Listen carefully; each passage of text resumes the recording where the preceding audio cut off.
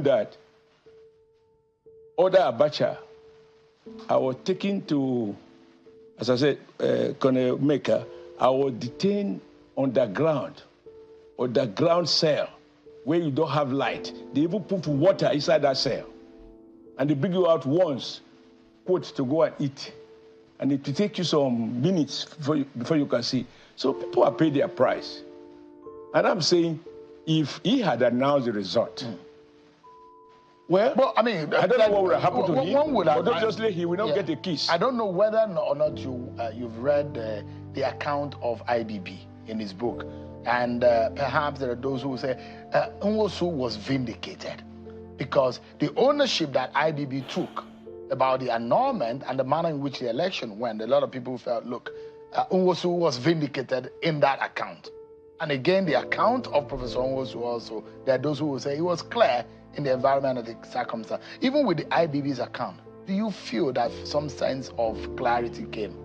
No, the point I'm making is that because he did not complete the exercise, he had all the result in. All you need to say is that, based on this number, I, Professor Nwosu, in accordance with the also of the law, hereby declare Abiola as the winner of the election. Whatever the military choose to do later, they can still overthrow Abiola as they did to previous elected governments. But that body will be on their head. But you see that nobody was able to say the winner of the election. Sometimes, some section of the media will say the presumed winner. Others will say the widely believed as the winner. Those for me are the issues. And that was even the contention, don't forget. The contention about Abiola and how he became someone that is now was wanted.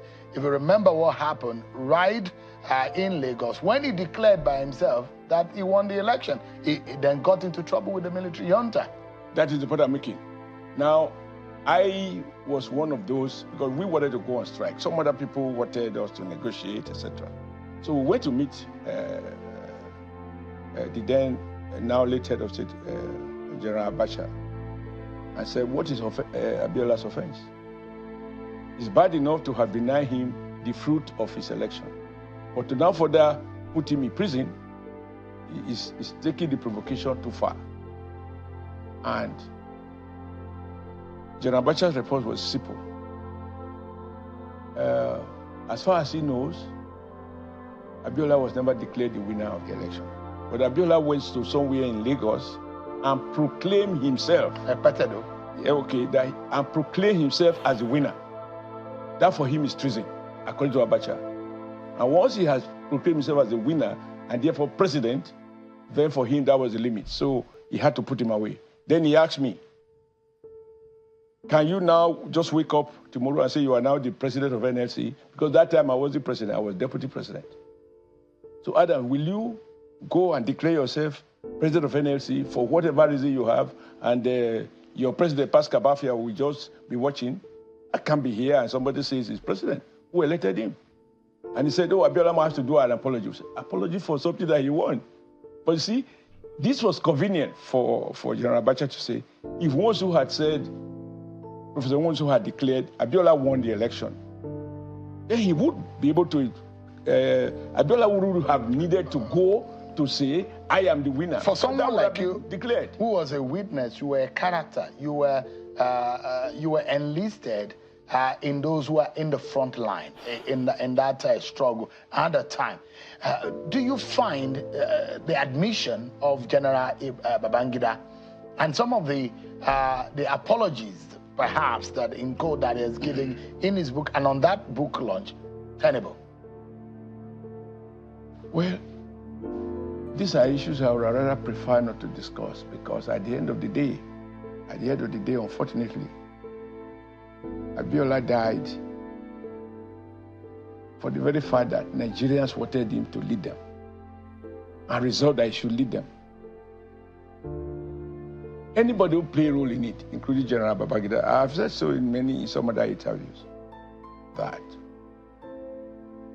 And even in another meeting where we went to meeting, we told him, have you organized election up to the presidency? Why would you just do the next step of declaring the winner? Or allow the next people to declare the winner, complete the story?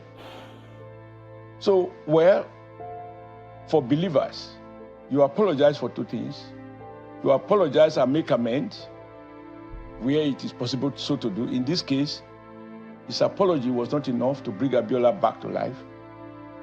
And even more painful is that Abiola died in this process. If Abiola was still alive, but merely was denied the right to govern, it will not be as painful as it is that the man died pursuing a mandate. He had to. Now, my pain is this. He had to proclaim himself as a winner, which Nwosu was going to do. If Abiola can have the courage, Abiola was not a militant. He was not a militant. He wasn't a professor of political science. He was basically a businessman. But he had enough courage to say, I won this election. Somebody else who has a background of political science and all that, in my opinion, my humble opinion, ought to do even better than that. Now, in the end, they detained Abiola. They didn't shot him.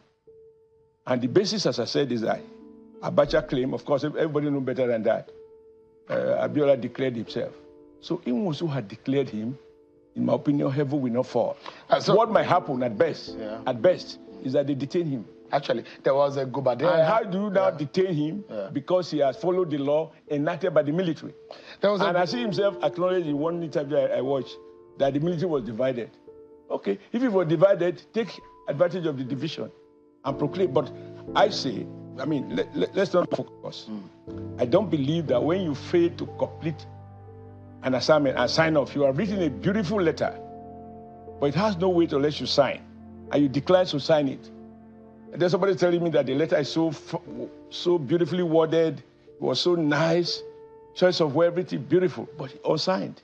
What is the value? Now, as for Abacha, Babagida's confession, I think he just, in my opinion, I'm a Catholic. The Bible tells us that whatever sin you commit, if you admit to the sin and pray for forgiveness, that maybe God might forgive you. I think it is perhaps in this sense that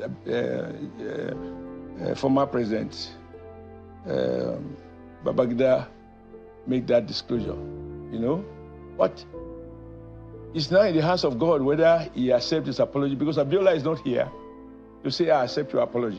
He's gone. So it's a matter now for the ultimate judge to decide, which is God. We're going to break. It's not for me to evaluate whether he's this. If Abiola was alive, he would be better placed to say, I accept the apology. But Abiola is dead.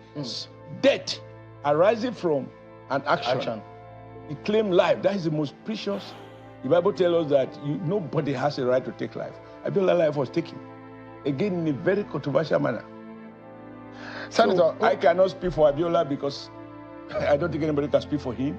When you apologize to me, although it was not just an injury to Abiola, it was an injury to the Nigeria people.